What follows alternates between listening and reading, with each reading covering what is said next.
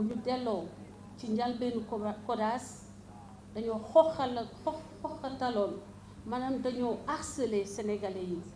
semer la peur ci xolu sénégalais yi semer la détresse menacer sénégalais yi ba ñemeetuñu woon wax seen xalaat. Donc CODAS mu ngi juddu mois de mars à la suite de la dénonciation faite par notre fille Adji Raby Sarr ci la CODAS juddu parce que dañoo toog gis ñu koy lyncher di ko jeter ko en pâture ka nga xam ni moom la ko sekkal mu yor ay milliers de militants am capacité arrêté wu ko am capacité génn benn jour rek ne leen kii ci askan bi la bokk bu ko kenn saaga bu ko kenn xoxatal bu ko kenn tilimal ndax jigéen la ku ñu war a aar la ndax dañoo ne que jeunesse bi moom dafa ne amuñu statistiques yu koy prouver mais moom dafa ne que jeunesse bi dafa ànd ak moom. Adji Raby Sarr ci jeunesse bi la bokk. Adji Raby Sarr est un jeune donc moom waroon na symboliser fusion boobu muy réclamer avec la jeunesse sénégalaise en protégeant cette jeune fille quel que soit alpha ak lu mu ko mën a coûter. Donc loolu ñu gis ni ba tey jii dégg nañ ko naam démb muy artu état bi naan bu ko dara jot ñun de am nañu conviction ni bu ko dara jotee ci sa loxo yow la jógee ndax yow kese la ñu gis xale bu am 20 ans nga jàkkaarloog moom dans un dossier judiciaire nga toog say militant di ko saaga 24 heures sur 24 di génn en live 24 heures sur 24 di ko lyncher di ko humilier di ko saaga di ko martyriser te musoo àddu ne bu leen ko waxati lu ñaaw bàyyi leen ko te c'était plus facile monsieur Sonko c'était plus facile démb nga ni nga wax say militant ñu arrêté lynchage bi ñuy def xale bi di ko sosal di yàq deram tere ko nelaw mënatul nelaw parce que on sait que l'internet tue on le sait. Donc c'est vous, monsieur Sonko, qui êtes en train de tuer Adji Raby Sarr. Bu ko dara jotee sa loxo yow la jógee parce que déjà tu as une armée de tueurs à ses trousses depuis 1 an. Et c'est cette armée de tueurs silencieux qui a motivé notre présence, nous, à CODAS, pour que ñu jóg def bouclier, protéger Adji Raby Sarr. Le contexte,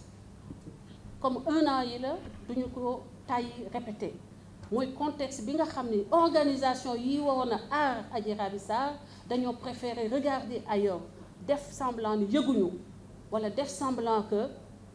xamuñu li xew wala def semblant que Adji Raby Sarr soxlawu leen ñoom ñoo xam seeni motivation mais c'est seen démission seen ñàkk farlu ci jàppale doomu aadama bi tudd Adji Raby Sarr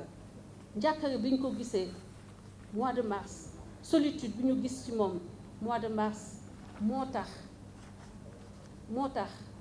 ñu jóg ñun ñu taxaw doon ay bouclier doon ay yaay doon ay papa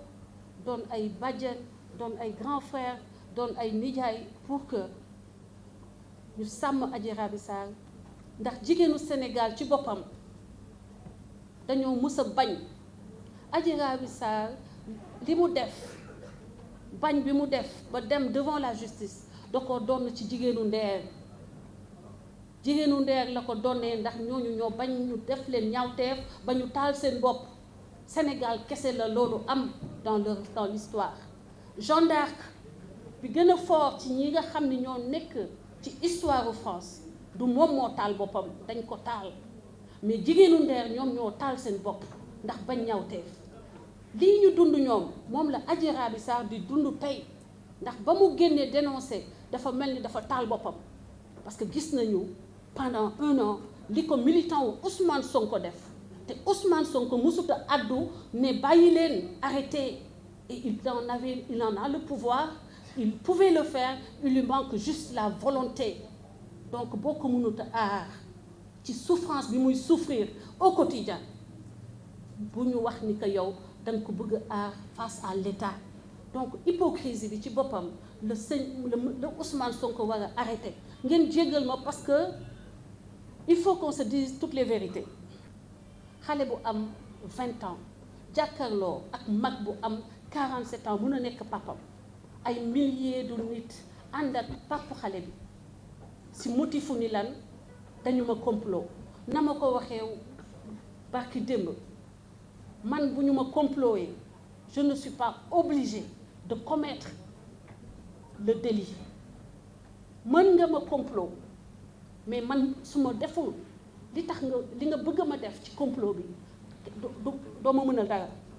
donc dañu ma complot taxul nga setal sa der justice moo mën a setal sa der te da ngay nangu que Sénégal procès bi dafa war a am